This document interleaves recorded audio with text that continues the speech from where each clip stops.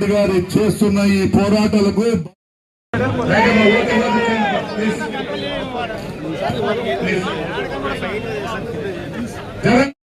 చేస్తా ఉంటే ఎంత దిగజారుడు తనానికి దిగజారినారో ఒక్కసారి మనం అందరం కూడా ఆలోచన చేయాలి.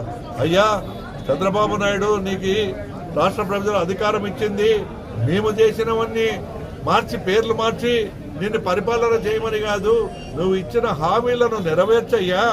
మరి పెన్షన్ల విషయంలో కూడా నువ్వు ఇప్పటికే మెల్లమెల్లగా ఒకేసారి తోక కట్ చేయాలని చూస్తే ఆ రోజు మా పార్టీ పోరాటం వల్ల వాటిని మళ్ళా మరి ఇది చేసేసి రిటైన్ చేసేసి ఇప్పుడు అట్ల కొన్ని మరి పెన్షన్లు తీసేసే కార్యక్రమాన్ని మళ్ళా శ్రీకారం చుట్టినావు. ఇంకా ఇన్ని రోజులు ఈ విధంగా మరి ఏం ఎంటగట్టకపోతావో మాకు తెలియదు, కానీ మీకైతే మేము హెచ్చరిస్తా ఉన్నాం. రాష్ట్ర ప్రజలందరూ కూడా ఎప్పుడెప్పుడు మరి ఆయన ఎదురు చూస్తా ఉన్నారు. కేవలం 1.5 సంవత్సరంలోనే ఇంత చెడ్డ పేరు ఏ ప్రభుత్వానికి దేశ చరిత్రలో రాలేదు. మరి ఈ రోజు ఇంత చెడ్డ పేరును మీరు ఈ ప్రభుత్వం మూట కట్టుకుంది. ఇంకా ఎక్కడ చూసినా కల్తీ మద్యము వాడుకోను గ్రామాల్లోనూ బెల్ట్ షాపులు పెట్టి అక్రమ మద్యాన్ని విక్రమిస్తూ ప్రజల ప్రాణాలతో చెలగాటమాడుతున్న ఈ ప్రభుత్వానికి ప్రజలందరూ కూడా బుద్ధి చెప్పేందుకు సంసిద్ధంగా ఉన్నారు. ఎక్కడ చూసినా డ్రగ్ మాఫియా గురించి మా ప్రభుత్వంలో అసలు ఎటువంటి కేసులు లేవు. అప్పుడు డ్రగ్ మాఫియాని కంట్రోల్ చేసింది జగన్మోహన్ రెడ్డి అయితే, ఆ రోజు డ్రగ్ మాఫియా ఈ రాష్ట్రంలో విర్రవీకి పోతుందని చెప్పేసి ప్రగల్భాలు పలికిన ఈ పవన్ కళ్యాణ్ గారు ఎక్కడున్నాడో మనకు తెలీదు.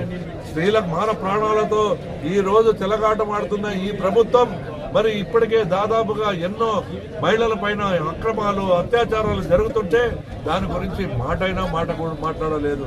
మరి ఈ రోజు కాపు సామాజిక వర్గానికి న్యాయం చేస్తామని చెప్పి మరి ఇతర అదే కూటమిలో ఉన్న మరి అదే ఒక కులానికి చెందిన వ్యక్తులు దారుణంగా మరి యాక్సిడెంట్ చేసి చంపితే కూడా మరి ఆ కాపు కులస్తుల గురించి మాట్లాడి పోరాడే దిక్కు మరి కూడా ఈ రాష్ట్రంలో కరువైపోయిందని నేను చెప్తా ఉన్నాను.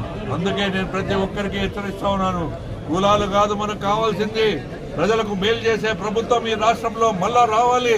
అది కేవలం వైఎస్ జగన్మోహన్ రెడ్డి గారి హయాంలోనే, అది జగన్మోహన్ రెడ్డి గారి ముఖ్యమంత్రి అయితే తప్ప అటువంటి పరిపాలన రాబోదు.